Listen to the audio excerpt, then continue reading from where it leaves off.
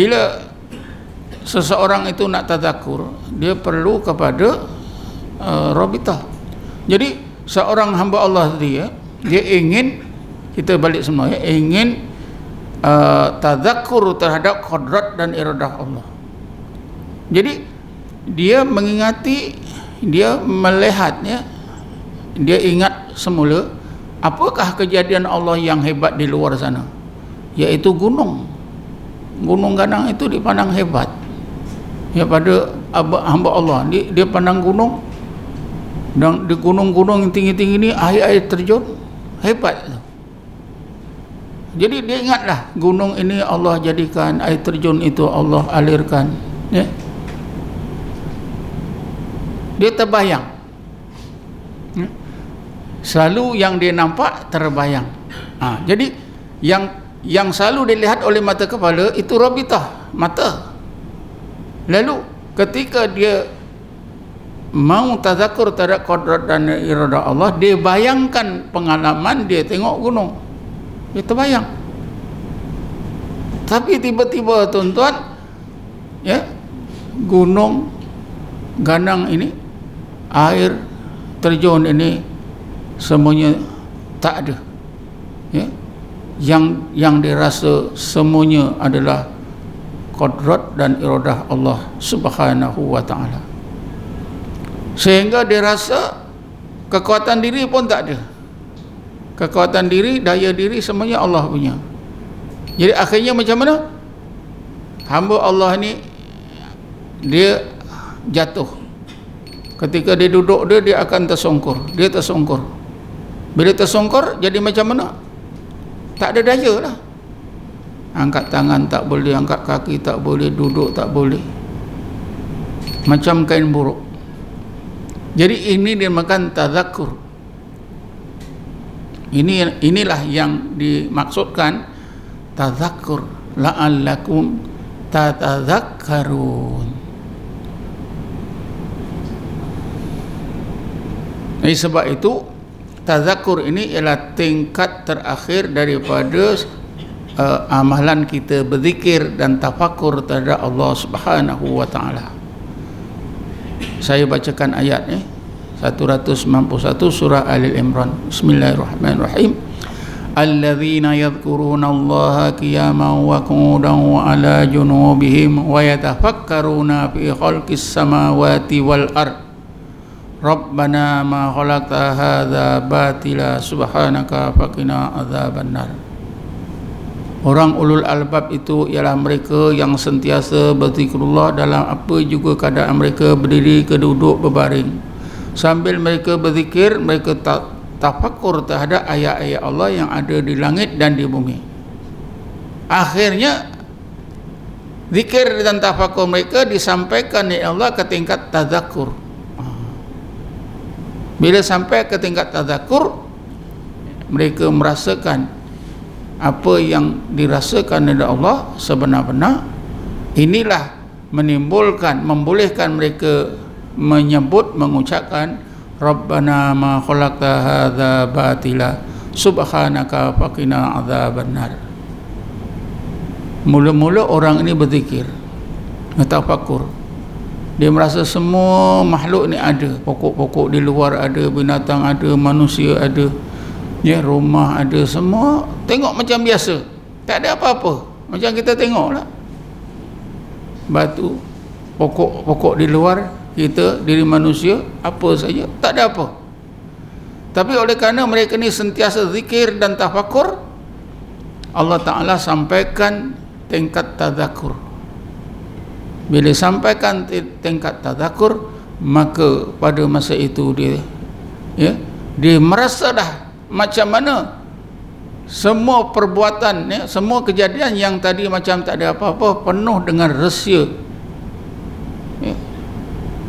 Allah Subhanahu Wa Ta'ala, penuh dengan hikmah Allah Subhanahu Wa Ta'ala. Semuanya terdapat, semuanya apa kejadian itu di dalamnya itu ada tersirat rahsia-rahsia Allah Subhanahu Wa Ta'ala, terutamanya perbuatan Allah yang sempurna, Rabbana ma khalaqta hadza batila. Semua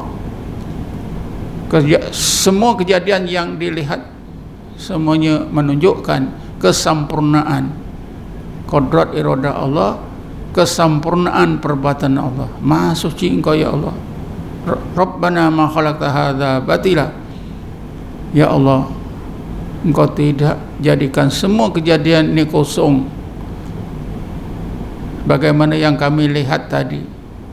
Sedang Engkau sampaikan kepada kami tadzakur, kami rasa semua kejadian kecil dan besar, ya, di dalamnya tersirat berbagai rahsia sifat-sifatmu, qudrat iradahmu, perbuatanmu yang sempurna. Maha suci Engkau ya Allah, subhanaka faqina adzabannar. Nah, ini tadzakur.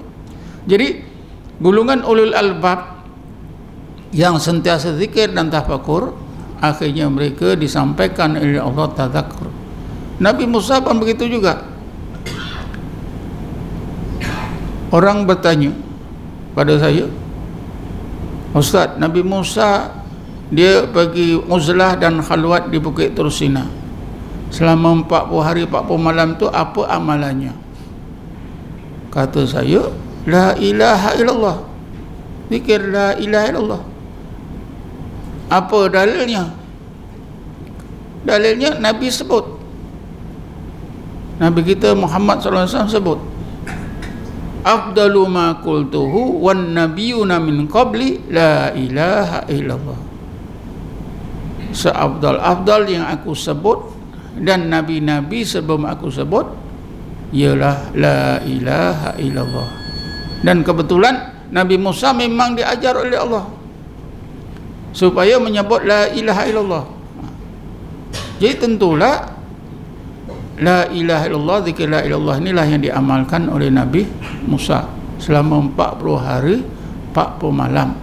Sebab itulah diakhiri dengan tadzakur. Falamma tajalla rabbu lil jabali ja'alahu dakka wa kharra Musa sa'iqa. Apabila Tuhannya Allah menzahirkan ayat wujudnya zat yang wajib al-wujud, yang maha suci, yang laisa kamitslihi syai'un, maka Bukit Tursina itu dirasakan oleh Nabi Musa hilang, dan Nabi Musa merasakan wujud diri juga hilang, dia jadi fana. Falamma afaqa, jadi fana itulah tadzakur. Maka apabila Nabi Musa telah pulih daripada fananya, dia terus berkata, subhanaka, maha suci Engkau ya Allah, tubtu ilaika, aku serah diri zahir batin aku untuk menjadi hamba-Mu sebaik-baik hamba-Mu. Wa ana awwalul mu'minin, wa ana awwalul mu'minin, aku rasa inilah ya Allah titik permulaan aku benar-benar mukmin.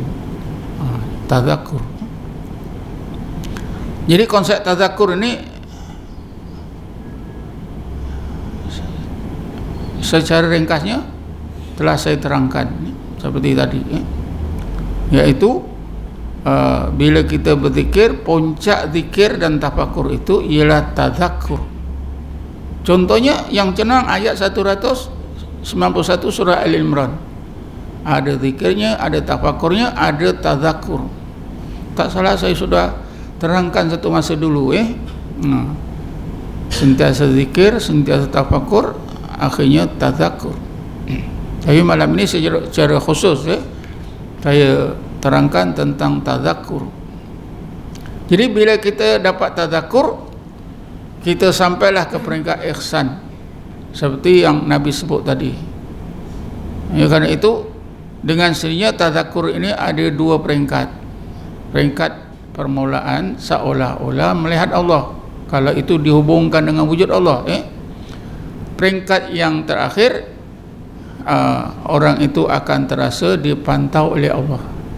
Sebaliknya, mula-mula dia terasa wujudnya Allah dengan jelas, seolah-olah melihat Allah. Pengalaman itu hilang kerana fana ini akan berakhir.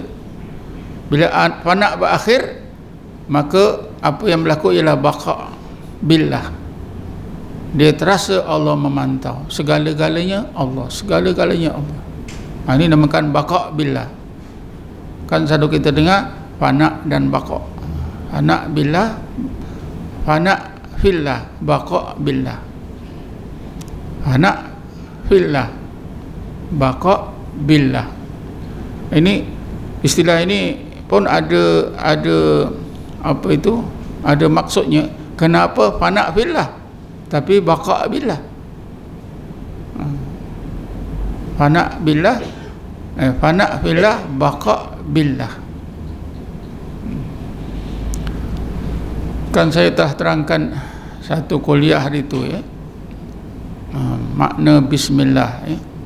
Bila seorang itu berzikir Allah Allah Allah Allah sampai ke satu tingkat seluruh zahir dan batinnya menyebut Allah, bulu roma dia menyebut Allah, kulitnya sebut Allah, dagingnya, darahnya, tulangnya, sumsumnya semua menyebut Allah.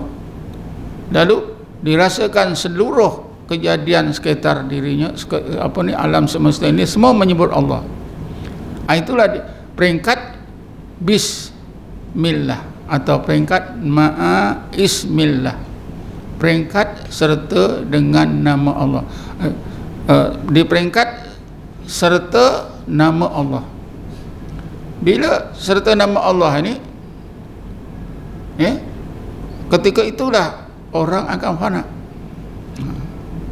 Bila fana ini berakhir, nanti akan billah, baqa. Ketika dengan nama Allah fana atau serta nama Allah fana. Bila dengan Allah, itu dah baqa. Fana billah, baqa billah.